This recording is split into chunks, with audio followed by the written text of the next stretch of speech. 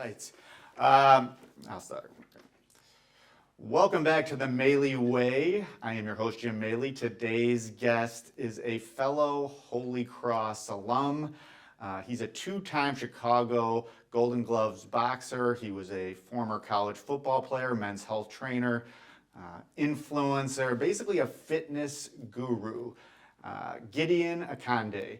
You might know him from his Instagram, Get Fit with Giddy. Today we're going to be talking about fitness, but we're going to be talking about it with a mental health lens. I think one of the things that doesn't get enough attention is how important fitness is to mental health. We talk a lot about therapy, journaling, meditation, medication. All that stuff can be great, but I think one of the things that often gets neglected is the physical fitness side. So I have Gideon on here today, and I want to thank him, Gideon, for making his way out here despite running the marathon just yesterday. I think I texted you on Friday and I said, like, are you sure you're still good for Monday? And Gideon's response was, my word means nothing to you. So just the fact that you are here after 26.2 means that your word is your bond. So thank you for joining the Maley Way Podcast. Jim, thank you for having me. Glad to be here. Looking forward to our conversation. Yeah, no, I'm really excited. I want to talk first, like, kind of like how this whole thing started for you. First, I want to talk about like our Holy Cross connection, how we kind of know each other but don't really know each other. Yeah. So I went out, I was at Northwestern and played hoops there, and I transferred out to Holy Cross. My dad went there. My best friend, who you know, Matt Bruckner, was there, and I went out there with the intent that maybe I might want to play again. I never did. I never did, and there's a lot of reasons for that. But we might have had some classes together. I played some intramural hoops against you. We knew the same people. I was kind of like a Holy Cross football groupie in a way. Now, I don't mean groupie in that sense, but like I was like a Holy Cross super fan. I probably saw every home game you ever played, but we probably just knew each other to like kind of say hi, what's up, that whole thing. But you were a really good player there. I know you played running back. You also returned kicks. I know you put up some big numbers in that regard. I want to talk about like what was your experience like there at Holy Cross? Yeah. My experience it's interesting. It was multifaceted. Yeah. Say that. Coming from Chicago, going to Worcester, Massachusetts, where at first you couldn't even pronounce that because you didn't know how it was supposed to be said, was very different. You know, you come from a city of 2.7 million and you're going to a small town of who knows how small. Yeah. And the diversity, the change in diversity there, in terms of most people being Irish Catholic, being from the tri-state area, being super Yankees and Red Sox fans, right? And we were right at the heart of that time period. Goodness. Yeah. So it was interesting to see those rivalries. And then, you know, going to a school, a college at that time that was half the size of the high school I went to, was all an experience. But one that I had a great time in. I had a chance not only to play football at the next level, but to start and make some great friendships in that regard, but also to serve as a resident assistant, a peer educator, a summer orientation leader, and find ways to serve, find ways to integrate with multiple communities, and become a man at that time. Yeah, no, and what I respected about you just from afar is I talked about this before, but like I noticed that you took advantage of everything that college had to offer in a way. It wasn't just football. Like you were a good football player, but you took advantage of all the other outside things that the school had to offer. And like you said, it had to be a culture shock in terms of, like you said, it's a bunch of white Irish Catholic people that go there. Yeah. You're obviously, I was reading your backstory, Nigerian immigrant parents.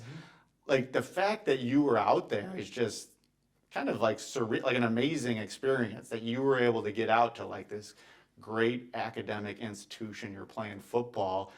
It's kind of like, I know you talked about, you almost are living the American dream, like getting out there and then you go and doing what you're doing now. It's kind of astonishing in a way. I know you probably don't feel like that. Maybe you probably just like, oh no, this is what I was meant to do. But yeah, I really feel blessed that I have the opportunity and been put in situations where I can pursue my interests and that my interests allow me to make a living, but also connect with great people who support my journey, that oftentimes lead me to wherever my next summit is going to be. So it's, yeah, it's surreal when I look back on it. I'm like, man, I'm really blessed to live a life that I love and enjoy and don't feel any regret for. Yeah. And then I look back at all of my experiences as building stones and building blocks for whatever I wanted to do next. Yeah. Well, and I love, also what I like is that you're doing what you love to do. It's not just, I think you started in the financial world after Holy Cross, which is fine for some people, but it seemed like that was not I did the same thing. I started as a stock trader. Like, that's how I started, and it was fun for a while, but I was like, I just don't think I can do this for the rest of my life. And you're kind of building a successful thing out of something that you actually enjoy doing, right? Yeah. I mean, that was a big factor of why you switched. 100%. So it's interesting because when you are first out of college, right, and you have a job and an opportunity that is providing an income that you've never seen before, because it's your first serious gig. Yeah. And then in my situation, in working in sales, I had a territory that I was managing. I had my own schedule, so I can come and go as I please. So there are a lot of liberties that came with it, as opposed to being tethered to a desk all the time and having to report to somebody. Essentially, I was running my own business for a financial firm. So to be able to have those liberties, to have some of that security, you got the health insurance, you got the parking spot downtown, all of those things, which is great. But then you got to say, all right, you start to think that I'm not having as much fun as I thought I would, or this isn't as liberating as I hoped it would be. It's not as enjoyable as I possibly would hope for. But a lot of people don't take that next step and ask, okay, what do I want to do? Yeah. And what can I pursue that will provide the joy that I'm looking for, but also be something sustainable to help me provide my income and help me maintain my level of happiness. Yeah. Luckily for me, I was able not only to ask myself that question, but to pursue that question and to take that next step. And it all started off with me finding a friend who was in fitness and shadowing her and asking her all the questions. How much can I make? What is it like working as a group fitness instructor versus a personal trainer? What are some of the things that you don't like? What is it like working at the crack of dawn? Yeah. What is it like working, late hours into the night? What about the admin side of things, right? The business aspect of fitness, right? To ask all those questions, to figure out if it's right for me, to shadow and to have a mentor, and then eventually take that step when I felt like I was ready. Most people don't step on the gas pedal in that way. Yeah. It stops them from living their best and truest life. Yeah. Well, it's kind of like, I remember the quote, like, some people want it to happen and some people make it happen. 100%. And it seems like you're a make it happen type of person, because that's tough, leaving like that security. Yeah. You went to Holy Cross, which is considered one of the better academic institutions, and like now you're doing something that like you didn't necessarily have to go to Holy Cross to do. So it's like, it's a tough jump to make. Same for me, like going into teaching and coaching. It's just like, I didn't really have to go to Holy Cross to do this, but it's something that I wanted to do and I love to do. And same with you, and you end up making it happen, which I think is really. Now, before we get into that, when did the boxing start? Was that after college or before? So I didn't start competitively boxing until after college. Okay. But before we go into that, okay. I really want to say that, even though I gave a quick synopsis on how I was able to transition from sales into what I'm doing now as a business owner, as a personal trainer, and as a fitness consultant, it wasn't just simple turn the switch and make it happen. There was a lot of hesitancy. There were a lot of personal questions and a lot of outreach that I did to talk to people and make sure that this was something I wanted to do. I told mom and dad, hey, I don't know what this transition is going to look like. I may need to borrow some money. I may need to move back, right? Yeah. So there's always the reality of the situation. What if it does not work out? But how were they with you making the change? They were so supportive. Oh, that's awesome. Yeah, mom and dad had my back. They were like, they'll tell you now, oh, we were worried. Yeah. We were scared, but outwardly they were not expressing that to me, which gives me the confidence to go out and do the thing that I was most interested in. So it's very important, clearly, to have people who have your back, who support you. Even if they have their own concerns, they don't put their doubts on you to stop you from living your best life. Yeah. No, that's amazing. Well, and then the boxing. So Yeah. when did that? Because I wanted to ask you about when did that start? Like, Yeah. how did that start? Because I was telling these guys, I was like, this guy is like one of the friendliest, nicest people, but he was like a Golden Gloves boxing Yeah. guy. That doesn't seem to mesh in my mind. But I guess, did you kind of have like that switch, like that killer instinct in a way? I've always loved contact sports. Yeah. Clearly, I played football in college. I played football in high school. I wrestled in high school. Yeah. I ran track as well too. But contact sports was always my thing. Yeah. And of course, when the sun sets on football, it's like, okay, what do you do next? Yeah. And I worked in sales for 4.5 years, and then when I transitioned into fitness, I did that for about 4 years too, as a personal trainer working for a major gym before I went independent. Yeah. And in that time, I was around other personal trainers who are running their own business, etc. And some of them did boxing with their clients. And there was one trainer in particular who would do some light sparring with his client in the group fitness studio where there was some space. And I would jump in every now and again. And, again, it was very, very light. We were just kind of going through the motions and just working on our skills. And they were like, hey, you kind of have some natural abilities here. You may want to pursue it. Yeah. And we had other trainers who were actually competing, and they connected me with Sam Colonna on the west side of Chicago, Sam Colonna Boxing Gym. And that's where I got my start. And you'll know very, very quickly whether or not boxing is for you the first time. Oh, I'm sure. Yeah. You know what I mean? You know very, very quickly. Now, it's not comfortable. Yeah. But you also got to be like, all right, I'm willing to do that, and I'm willing to put in the time and work on the craft and take the bumps and bruises and eventually develop my skills so I'm not taking that too much. Yeah. Or you can say, let me stick to boxing as a fitness measure. Yeah, right. And not necessarily get in a ring with someone that's going to punch back, which is completely fine too. But I quickly knew that, I still want to compete, right? Football is gone, boxing is here, this is where I want to be, and, who knows how long that'll last before I move on to whatever my next competitive venture is. Yeah. But the thing about me is I always want to compete. Yeah. And I always want to compete against someone, something, and see how I can elevate and become better as a result. Yeah. Well, and how because like I said, you have like this nice energy, like, were you able to like shut that off? Like when you got into the ring, like, are you that? Because I'm kind of like that too. Like when I would get on the basketball floor, I kind of became like in a way. Like, did you have that ability to do that? Like, I think there's a couple of things to separate, right? So there's the person, and then there's the competitor. Yeah. As a person, I'm not going to go down the street and just punch somebody for the heck of doing it. Now, there are some people who would do that. Oh, a lot of people. Yeah, right? You see them in... Some of your teammates at Holy Cross would do that. You see that in a lot of major cities, Somebody random will go and do something that'll harm somebody else just for the heck of it. Yeah. Right? I would never do that. Yeah. Now, if you put me in a competitive situation, not only sport, but if somebody were to threaten me or my family or something of that nature, I'm in harm's way in this situation. Also, as a competitor, you're technically in harm's way because somebody else is trying to impose their will on you. That's when I defend myself. Yeah. And I'll defend myself to the best of my ability 100% of the time. Yeah. Right? And that means including my training to make sure I'm the best athlete I can be so that I end up on top of those situations. And then not only for the sport, but also for life, right? I train because I have a wife that I want to protect and 2 beautiful babies that I also owe my life to. Yeah. So it's just a instinct type of thing.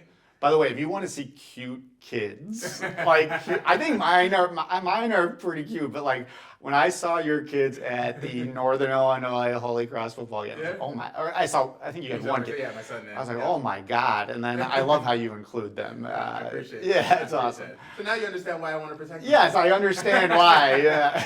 Although you would probably still protect them if they were ugly kids, but they're cute kids even more. Okay, so. You're doing that, you're boxing. What became like your biggest kind of break in terms of the fitness world? Like what was the biggest thing that happened to you that kind of set you on this path? Yeah, it's interesting you asked that because where I am currently in my career is not a place that I thought was attainable or even existed, to be honest with you. Yeah. So when I made the transition into fitness, I thought it was, hey, Gideon, you're going to be a personal trainer. It's going to look like you wake up at 5 a.m. and you go to bed at 9, 10 o'clock at night, and you repeat that cycle, and that's it is what it is. Yeah. Now, did that give you joy doing that? Like, Yeah, it wasn't a situation where I felt like, okay, well, I lost at life. Yeah, right. You know, or like I can never attain to be anything greater. Yeah. No, it's like if you're happy, it really doesn't matter what you're doing. Yeah. Right. The joy comes in from that existence naturally. Yeah. But then I found out that, okay, I can be a personal trainer, but I also can teach group fitness classes. Mm-hmm. Okay, I can teach group fitness classes, but I can also work with brands. Mm-hmm. Okay, I can work with brands, but I can also be on camera talent and lead Yeah. workouts and teach and instruct via apps, Mm-hmm. right? There's so many different ways that I can be a fitness consultant. I can work with companies such as hotels or employers or schools and curate events for their students and for their guests and attendees. Like there was so much more than I ever thought. And Yeah. it eventually happened over time where opportunities would present themselves because I would just show up. Yeah. And the reason and what I mean by show up is give my best. Yeah. Right? I would speak confidently. I would come prepared. You know, I would give my best energy, and opportunities presented themselves because other people wanted me to be integrated with their families, Yeah. or with their companies, or with their nonprofit organizations, and it just opened up more and more doors. Yeah. So when you asked me what my big break was, it was in 2015. Mm-hmm. I was teaching group fitness classes at a boutique studio in Chicago, Mm-hmm. and one of the groups that would come and take my 11:15 class on Tuesdays and Thursdays was from Men's Health. Mm-hmm. And Men's Health is the largest men's fitness publication in the world. Mm-hmm. And their Chicago group would come, they would take my class, they would bring their clients, they loved the energy that I was giving on the mic, and they saw an opportunity to support me. Now let me backtrack and say that half the time when you're teaching a group fitness class, you have no idea who's in that class. Yeah. Right. Yeah. They come in 3 minutes before the class starts. They jump into a darkly or dimly lit room. The music is blasting. You don't have time to interact personally with each person. And as soon as the workout's done, they're out of there. Right? Yeah. They got to get back to work. They got to get to their families. They can go on with their lives. So for me to stand out to them was, number one, a thing that I'm glad happened. But also, the timing was perfect because there was a competition called the Men's Health Next Top Trainer Mm-hmm. that was around the corner. Yeah. And the participants in this class reached out and they said, hey, this is something that we think you would be good for. Mm-hmm. My first thought was, who wins online competitions for, national, international publications, right? So Yeah. I'm not even going to give it a thought. But they were persistent. They said, no, really, like, you should really look at this seriously. And the whole premise behind the Men's Health Next Top Trainer competition was to find the next contributor for the brand, was essentially going to be a part of the face of the brand for their online, their social content, amongst other things. Yeah. And so I took a look at the link that they sent. It was an online application process, meaning you can see, it's an audition. You can see who was auditioning and what their content was, right? It was open to the public. And I was perusing, and I was like, there's nothing there that I don't think I can top or at least match. Yeah. So I called one of my friends who was a photographer, videographer. I said, hey, like, this is the application process I want to go through, the audition process I want to go through, and I want to do it the right way. So bring your gear, bring your equipment, let's meet at the park, and let's make it happen. Yeah. So we did a whole little audition, and essentially it was putting together your own fitness program or your own fitness challenge, demonstrating it, instructing it, and making it look as best you can, and then submitting that. Yeah. And when I did, I was one of the 8 finalists selected. Oh, that's awesome. Yeah, it was a lot of fun. And from those 8 selected from across the country, they flew us out to their headquarters in the middle of nowhere, Pennsylvania, Uh-huh. and they put us through like a Survivor-style competition series. Yeah. So if you won the competition, you got an advantage in the next one. If you lost the competition, you got sent home. Yeah. Yeah, so there were 8 of us to start. One of us ended up as a champion, and that champion. Well, it's kind of amazing because it kind of, like you said, like you show up and you give your best. And I tell students this all the time. I'm like, your life is like a giant resume. So like how you treat people, like you might not think it matters now, but maybe like that person has an in somewhere that could get you a job. How you treat them, like that could get you there. 100%. And the same thing like with what you're saying, like you didn't really know that the Men's Health people were there. You were just doing what you naturally do. Yeah. doing your best and giving energy, and now it kind of snowballs into winning this competition. 100%. I think that's pretty cool, and I think it kind of shows, like, for my students who might be watching, like, when you do the right thing, Yeah. good things can end up happening. Yeah, 100%. Yeah. I always say that someone's always watching. Yeah. Right? Someone's always watching. Yeah. And what you do when you don't have to determines where you'll be when you can't help it. Yeah. Right? Somebody's always there to support, assist. I think as humans, we oftentimes want to help each other. Yeah. We just have to be put in a position to do so. Yeah. Right? And you have to put yourself in a position to be helped. Yeah. As well. So Yeah. it's very important how you show up every single day. Yeah, no, that's so you win that. Like, what happens as a result of that? Like, how did that kind of change things for you? Yeah, that was the beginning of many things for me. Yeah. So at that point, you become a contributor for the Men's Health brand. So Yeah. imagine this kid just entered the personal training, physical fitness world, and now is working with the largest men's fitness brand in the world, right? So the exposure is there. But for me, one of the greatest things that happened as a result of it is the experience. The experience of working with a large brand and knowing kind of the inner workings of how that flows, but also the experience of being on camera. Yeah. Because a lot of what happened from my career then on was a lot of on-camera work, which presented greater opportunities. So now I know how to speak to camera. Now I know how to think off the top of my head. Now I know how to connect from one segment to the next segment, right? I know how to demonstrate and move and exercise on camera while maintaining my breath and sounding professional. Yeah. So being able to do all those things, to motivate on camera, to do so with a smile, and to also talk to the user on the end of the camera as if they were in the room with me, Yeah. is something that I developed over time. And when I look back at some of the old videos of mine, Oh, yeah. I cringe, you know what I mean? But it was necessary in order for me to become much better at what I'm doing. And I'm still learning, and I'm still growing from this point. So that was the biggest thing for me. And as a result, now when other companies reach out, it's like, oh, you do this. Like, this is like, okay, we got to have you back. Like, you are a natural, or you are fantastic, or we want to work with you again.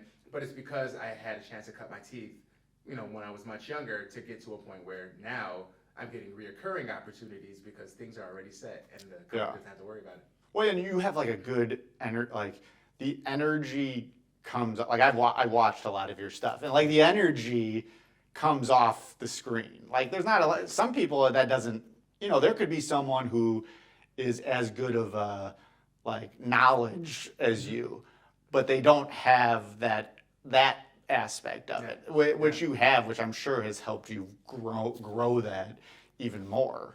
Definitely. And it is no, what it says, I was laughing hard.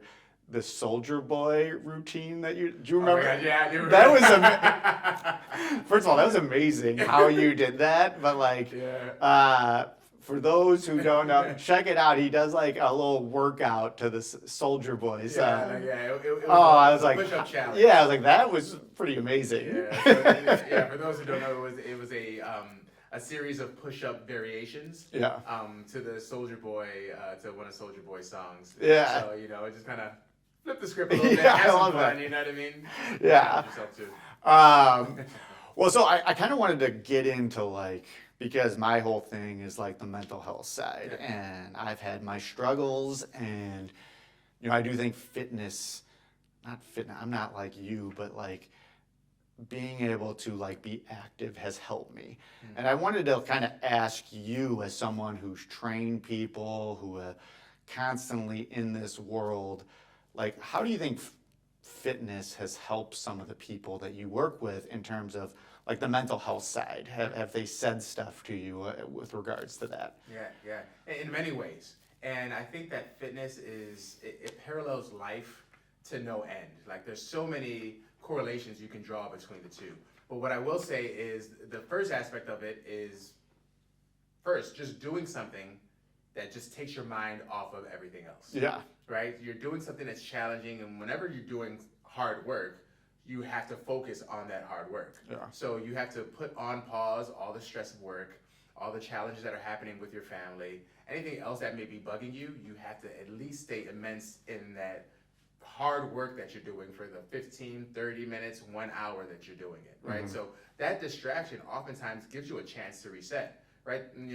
Granted, the problems will still be there, but at least you have yourself a little bit of a break. And I like to think of it as just your work schedule.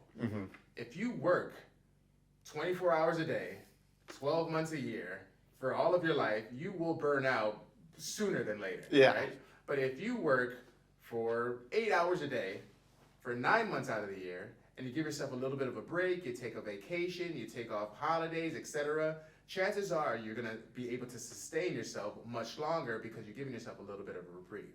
So I like to think of your workouts as small mini vacations from the day.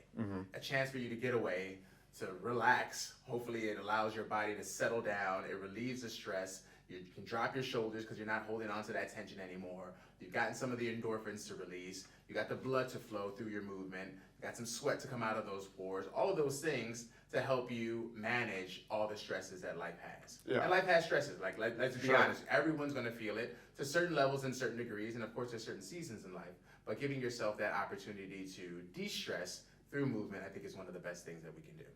And then also as a personal trainer, there's a therapy side of what I do, right? I'm unlicensed. But many conversations I have and tons of advice that I give to clients who over time become friends and essentially family, and how they're managing it. And vice versa, you're right. I share my challenges, my struggles, my thoughts, and the things that I have going on, and they give me that same advice, that same connection. So, just being brought together through fitness, whether it be a personal trainer client situation and relationship, whether you're a part of a run club and you're connecting with other people who are also running, right? Whatever that is, group fitness classes, etc., you give yourself a chance through the mode of fitness, through the medium of fitness, to be able to relax, release, and connect with other people who may be going through something similar to you.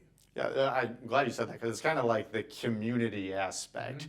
And I didn't talk to anyone. I just kind of did my thing, was an athlete, went to school. And I think that really hindered me in terms of like the mental health side. Like now that I've been doing stuff like this, like it seems strange. Like to all my friends who know me, they're like, I cannot believe you're doing this. But like I feel good. It makes me feel good talking about these type of things. When I go and speak on like to students, it makes me kind of feel good in a way. And it's like that sense of community that, kind of would have been like, we were soft back in the day. Like this would have been soft to do something like this. Or like you would have been like a wimp. Now it's like, gosh, I wish I would have done this 20 something years ago. Well, that's the thing. I mean, as you get older, and as you grow wiser, right, you realize some of your past mistakes. And it's only the person who cares and the person who wants to be better that's not going to make those same mistakes again. Right? So good on you for changing your energy to be one who's open to those conversations. And like through this, where it's hopefully inspiring other people to open up a little bit more and have those conversations with friends and with family or with strangers, however they need to get out whatever may be hindering them. Well, have you like had people like say to you like that what you have done from the physical side to help them has helped them mentally? Like have you had people come up? I'm sure it's happened like where you've kind of transformed people not only physically but mentally. Has that happened? It happens all the time. It happens more times than I ever thought it would. And oftentimes that happens from people just sending me a random email. Or a random DM saying, hey, you don't know how much this helped me. My father passed so many months ago and I've been really struggling, but I love when I get a chance to work out with you on this app because, right? Or, hey, I came to your class and you didn't know I was dealing with this, but thank you so much because some of the words that you said at this specific time really assisted, right? So like, I didn't know that's me telling you to run a little bit faster and hey, that you got this is such a liberating feeling or such a freeing phrase, but for whatever reason, those words at those times assisted. And that goes back to what I was saying. Fitness translates and parallels to life. So when I'm saying like, hey, you got this, people think I'm talking about that speed that they're running on the treadmill or those weights that they're lifting. But oftentimes they hear, oh, I got this challenge that I'm going through in life. I got this battle that I'm going through in life, and I can overcome it, right? So the same way you're overcoming those intervals and overcoming that marathon or overcoming that weightlifting session, the same way you're going to overcome whatever may be happening at work and whatever may be happening with your health or with your family. Yeah, no, I mean, it's awesome. And I think we talked about it beforehand, but, our motto at Holy Cross is the Jesuit motto that they kind of tried to ingrain in us is men and women for others. Mm-hmm. And I almost feel like, not necessarily that I directly sought out to do that, but I feel like as I got older, I really started to value that idea. Mm-hmm. And I think it fits with what you're doing. I think it's almost like the ultimate business plan. Like you talk about how you're doing this because you love it. Yeah. That's number one. Like that's going to make you better at what you're doing. But also your success is directly tied to how much you help others. Mm. And I think that's a pretty good formula for like success, like because it makes you feel better doing it as well. Yeah, it makes you feel better doing it, and the more you're able to help others, a number of things happen. When you help others, they're going to come back to you because they had that connection. You provided a value to their lives. But what I hope more than anything is that I provided a value to your life in a way that now you're able to help someone else. Yeah. And like you have set a legacy now that may not be associated with your name, but is going to carry on through an energy for hopefully the rest of the time. Yeah. So if you can just change one little bit of somebody to be more confident, to be more engaging, to be more willing to go out there and hopefully do the same for someone else, then I think that's a very powerful thing. Yeah. Well, no, and it was funny too, like changing someone, like helping somebody out when I had done a podcast with Bridget McGuire, who you know. Yeah. And so I had done this podcast with her, and then I was like looking at some of your stuff, and then I saw like the first thing that popped up was Bridget McGuire likes this. And I was just like, oh, I wonder how they know each other. Yeah. And so then I find out that she was like part of that men's health group that was coming and working out and doing those boot camps. And she was like, oh yeah, you got to connect with him. He's great. Like you got to connect with him. And it's just funny, like you like kind of impacting her in that way. Yeah. Like then now it gets to me and now I'm like, oh yeah, I do have to connect with him. And it's just funny how like life kind of snowballs in that respect. 100%. And very similarly, Bridget, who we both know, is a comedian. Yeah. And she had some serious struggles with OCD. Yeah. But she's put together her own performance, right? Where Ballet Flats for Dinner. Yeah. Where she's talking about those struggles and doing it in a very comedic way. Oh, I thought it was hilarious. Very, very great show. Incredible show. And is doing so in a way to bring awareness to it, right? And then often so raising funds as a result of your show and letting people know that, hey, it's okay to go through these things, that there's opportunities and resources out there to aid you in this way, and to not let there be a stigma behind it. Yeah. So it all translates. How, she's using her situation and her dreams of comedy and her goals in comedy to bring light into something that's also going to help other people. Yeah. Same thing for me. Like I'm using my goals and my dreams and aspirations of fitness to hopefully bring light into other people and have them live healthier lives. And now they're around longer for their families. Yeah. And also teaching their children how to live in a more healthy way. So we're all out there for each other. We're all we got. Well, no, and it's awesome. Like the fitness, I think I was in like, I've struggled with mental health, and I've struggled for a long time, and I finally got it kind of taken care of, but then COVID really threw me for a loop. And like, I ended up having to be hospitalized. And part of the thing that would happen, I was coaching at the time. When I was coaching, like, that's all I was just like, that's what I'm doing. That's all I'm focused on. I didn't exercise at all. Like, I didn't do anything. I didn't do anything besides coaching. And it led to like my downfall. And after that, like I changed a couple of things. And I'm in the hospital, and one, they talked about like staying hydrated, which I didn't do. Like I didn't drink water ever. And they talked about it. I'm like, oh, you know what, I'm gonna do that. And then they were like, you gotta exercise. So I started to, I told you, like I just play basketball every day. And I'm fortunate that my job allows me to do that. But like that's been my form of physical fitness, and I can just tell you like it has been so helpful in terms of my brain and my mental health. And like I'm gonna try to keep going as long as I can. Now I'm probably gonna have to transition out of basketball at some point. But that's what I wanted to, I guess I wanted to talk to you about, like when you're working with someone, like how do you work with people who have different goals, different mentalities? Because I have a hard time just like exercising like you do. Like you can do it. I have a hard time with it. I like to like play stuff. Yeah. And even with my kids, I like to like play and run around. And me and my wife had gotten into like the P90. Remember P90X? Yeah, of course. We're actually doing it at Bruckner's wedding, Matt Bruckner, who you went to school with, in Bermuda. We're like in the hotel room and we're doing it. And we did the whole thing. But then after we finished, it was like, okay, now what? Yeah. Like I can't keep this up. Like Yeah, I can't keep that up. And I think I've seen that you kind of, you kind of cater it to individuals. Like you're not like destroying people in a sense. Yeah. You're making it so that they can continue with variability, and so they can kind of continue for a long 100%. time.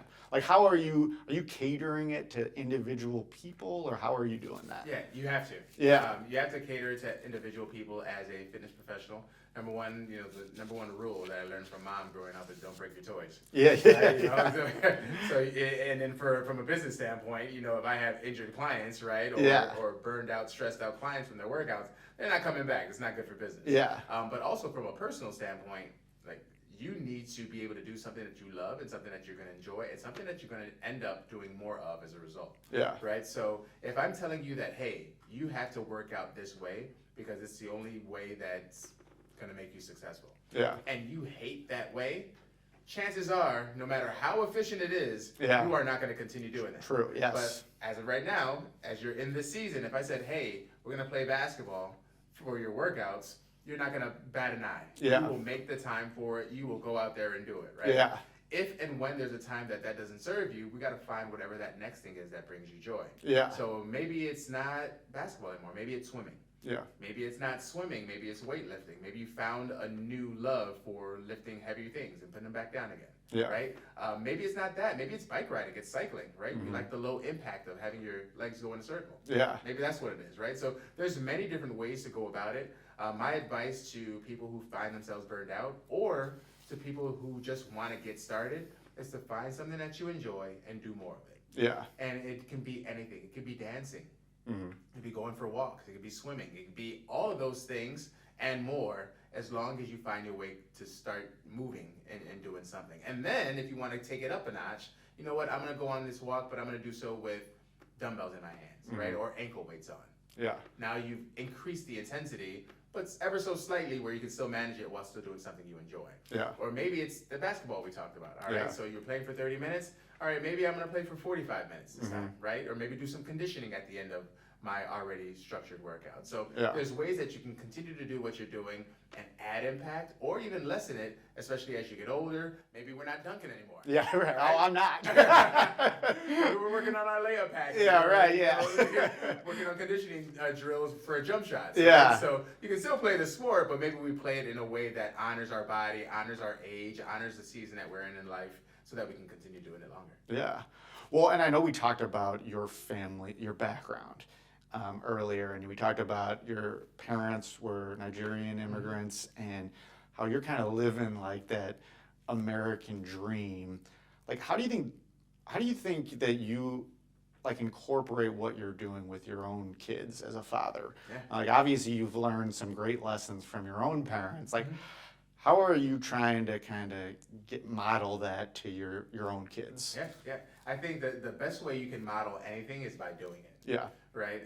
You can preach it till you're blue in the face, but until somebody sees that you're actually practicing it, they have a hard time believing you or a hard time like honoring what your word is. Yeah. So for me and my children, my son is 3 and my daughter is soon to be 2, is they see me going for my training runs. Yeah. And I've been very blessed to have an incredible wife who brings my children to my marathons, and they see Dada running, right? Yeah. And I pick them up and I give them a kiss and I give them a hug and I go back on my run, and they'll see me again at another point, and we have the pictures and I have the videos, and they'll ask to see it. And when I'm getting ready to go for a run on a Saturday, be like, Dad, are you going running? Yeah. Right? So they know that this is a thing, right? They see the weights in our basement. They see the yoga mat. They'll jump into a session with Mom as she's streaming it from the television, right? So they're seeing this thing, and then they're gonna understand that this is natural. This is what you're supposed to be doing, right? Yeah. The same way you can pick up dysfunctions from a household, you can also, pick up the proper things that you should be doing that are gonna help increase longevity and also just help out with mental health, amongst many other things, right? Yeah. Physical health as well. So for me, right now at this age, before they can start understanding the whys and the science behind it and all of the deeper changes, is just showing them, letting them know that this is natural in our household. Yeah, and that's how we do things. Yeah. Yeah, that's how we do things. Well, how did you mentioned your wife? Did you meet her through this type of stuff, or did you guys get involved and now she kind of started doing the stuff that you're doing? How did that whole thing work in terms of the fitness and you know what I mean? Yeah. So we met so we both went to high school, to the same high school. Okay. She was a year younger than I was. Yeah. And we forged a friendship when I came back from college. Let's call it 2008 or so. And then we just lost contact with each other. Nothing bad there. And then after both of us had long relationships, we reconnected in 2015 when I won the Men's Health Next Top Trainer Challenge, specifically because I was putting together a test panel that I had 50 other people a part of. Okay. So this was when I was developing my program for the Men's Health brand, and I needed people who were going to give me feedback, people who were going to take classes with me and work out with me regularly, and just to get a test panel of people to chart their before and after and chart what their progress looked like. And she happened to be one of the people that answered the call. So we re-engaged our friendship, and then shortly thereafter, later on that year, we started dating again. So fitness brought us back together. So fitness was like your wingman in a way. Yeah, exactly, right? And thank goodness she enjoys fitness, she understands fitness, and she does it herself. Yeah. That it makes it easier, number one, for me to go out there and do the marathons, right? But also to live as a fitness professional, but also, like I said before, to tailor the best example we can for our children. Awesome. Well, I want to say one thing. Where do you see this going? What's the end game that you're looking for? Yeah, I don't think there is an end game. Yeah. The end. I mean, it's not a video game we're trying to beat. Yeah, right. It's not an end of a movie. Mario Brothers. Yeah, right. You're taking this thing into any stratosphere that it possibly can go. Like I said, I didn't know what the opportunities were when I first got into the game. And like I said, every single year since then, there's been something new, some type of development that has transpired as a result of me just giving it my all and doing my best. Yeah. So again, started as a personal trainer. Now I do consulting for different brands. I've even worked with different countries to promote fitness tourism. So there's so many aspects to it that I'm still learning to this very day. Yeah. So I'm sure there's ways we can we can work with the government, the city government, the state government, the federal government, in terms of just helping people live healthier and make better choices and decisions, and inspiring Americans to be more mindful of their health. Right? There's opportunities for that out there. Have you ever gotten into, just as a teacher, gotten into schools, talking to 100%. you have gotten into okay. Got into schools, got into the Chicago Park District. Okay. Worked with the CPD, Chicago Police Department. Oh, there you go. In terms of talking to schools about and students about making better choices with who they hang out with and who their friends are, better choices with their eating, better choices with their activity levels, staying away from games, getting outside, and physical fitness. Yeah, so like I said, there are a million ways to inspire through movement, and I think I'm just scratching the surface in terms of things I want to do. Well, and I think people 30 years ago, you probably couldn't be as successful because people didn't value physical fitness as much as it's starting to be valued now. People, 100%. The science, everybody knows now, all right, this is important. Yeah. And it's more that's what I say when people are well, you're just a gym teacher. I'm well, this is probably the most important thing in your life. Like, your physical health is the most important, that your mental health is the most important thing in your life. So you might say I'm just a gym teacher, but like, this actually like has more value than a lot of stuff that you're ever going to learn. And I would agree with that. Yeah. There's so many life lessons, like I talked about earlier. There's so many life lessons that come from movement, right? Yeah. You know, and especially when you're dealing with young kids. All right, you fell down. Yeah. Get back up. Yeah, right. Like, Yeah. and that's a life lesson right there. Like, Yeah. you just stopped it right there. That's something that hopefully they take with them for a long time. Yeah. Or how to work with a team. Right? Yeah, right. How to communicate how you're feeling right now because somebody took that ball from you, right? Yeah. And these are just small lessons, right? They may sound silly to an adult, but I mean, let's think about it. How often do we go through those same situations in a different form as adults? Yeah.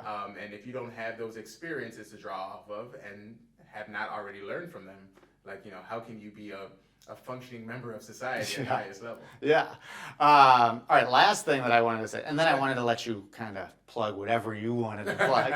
But the last thing I wanted to say, so I'm going to get you, I don't have one for you right now because I ran out of them. But I'm going to get you a little sweatshirt. And the Okay. sweatshirt has the Maley Way on it, but on the back it has this slogan, "Share selfishly," is my slogan. Wow, So okay. that sounds very counterintuitive, Uh-huh. right? It sounds like, and it's meant to be so that people can remember it. But here's what I mean by that. Yeah.